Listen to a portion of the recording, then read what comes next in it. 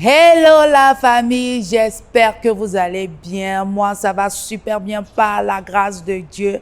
Moi, c'est Esenam Oti. Si tu viens d'arriver sur la page, n'oublie pas de commenter, de liker et de partager et d'inviter tes amis. Et n'oublie pas surtout de partager pour que la vie de tout un chacun soit béni, transformé au nom de Jésus-Christ.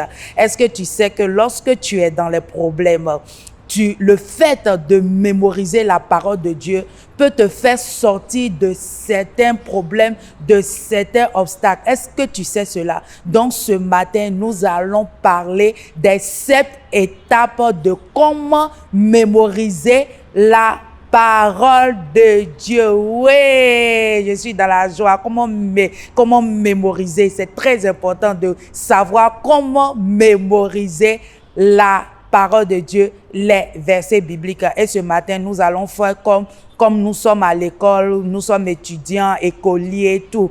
Ce matin, c'est ce que nous allons faire. Oui.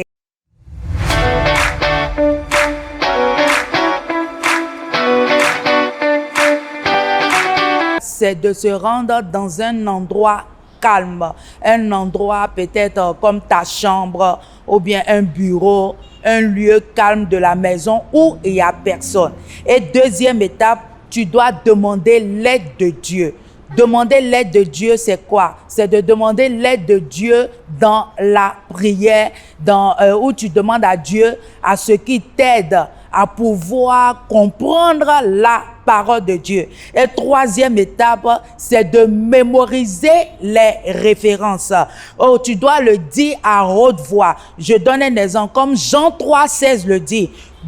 Jean 3,16 dit quoi? Dieu a tant aimé le monde qu'il a donné son Fils unique afin que quiconque croit en lui ne périsse point, mais qu'il ait la vie éternelle. Donc tu es là et comme Jean, tu mémorises à haute voix, comme si on est en train d'apprendre des leçons au fait. Donc tu es là, tu dis, Dieu a tant aimé le monde qu'il a donné son Fils unique afin que quiconque croit en lui ne périsse point, mais qu'il ait la vie éternelle. Ou bien tu es là, tu parles à haute voix. C'est ça. Tu parles à haute voix, tu récites. C'est comme si c'est une leçon que tu es en train de réciter. Donc, la quatrième étape, c'est de le réciter à haute voix. Cinquième étape, tu te concentres sur les mots-clés.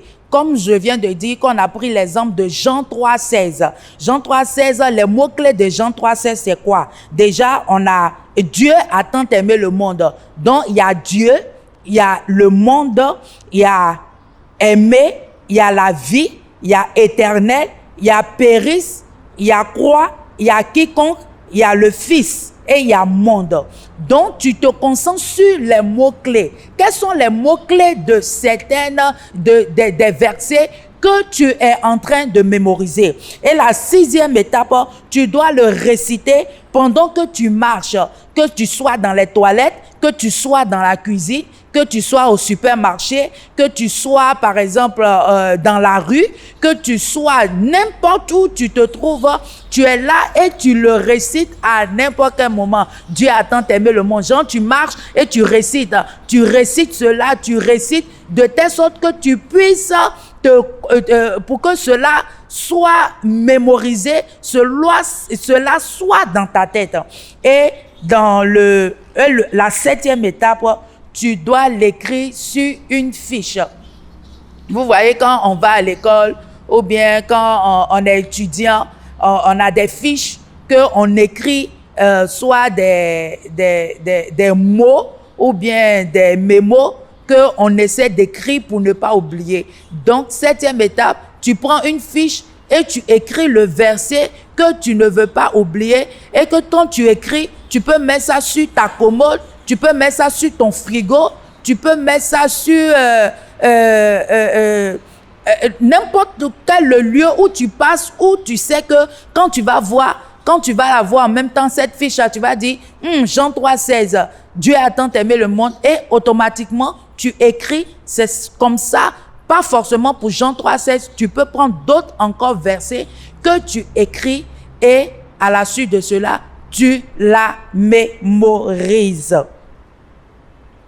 Donc, c'est si je veux dire, c'est cette manière que tu peux la mémoriser. Tu peux mémoriser ces versets bibliques. Mais le plus important pour Dieu, c'est pas le fait de mémoriser disons les versets bibliques et tu ne fais rien avec. Non. Donc, en conclusion, mes amis, ce que je peux vous dire, c'est que le fait de le mémoriser et le mettre en pratique, c'est ce qui est important pour Dieu. C'est ce qui est important. Mémoriser, mettre en pratique. Mémoriser, mettre en pratique. Mémoriser et le mettre en pratique. Soyez bénis. Et si tu viens d'arriver sur la page et que tu ne connais pas le Seigneur Dieu Tout-Puissant, j'aimerais que ce matin, que tu le confesses. Parce qu'il est le Dieu, il est l'alpha, il est l'oméga. C'est lui qui est venu sur la croix pour tes péchés. Il est venu pour que ta vie soit transformée. Il est venu pour ôter ton péché. Il est venu pour que ta vie soit transformée. Donc ce matin, si tu ne le connais pas, je t'invite à le confesser et tu vas dire après moi, Seigneur Jésus-Christ, merci Seigneur pour tout ce que tu as fait pour moi. Je sais que je suis un pécheur. Je sais, Saint-Esprit de Dieu, que j'ai péché. Et Saint-Esprit de Dieu, je veux changer ce matin. Aide-moi, Saint-Esprit. Aide-moi, Jésus, à changer ma vie. Je te confesse en tant que mon Seigneur et Sauveur personnel. Merci d'avoir envoyé ton Fils à la croix pour moi.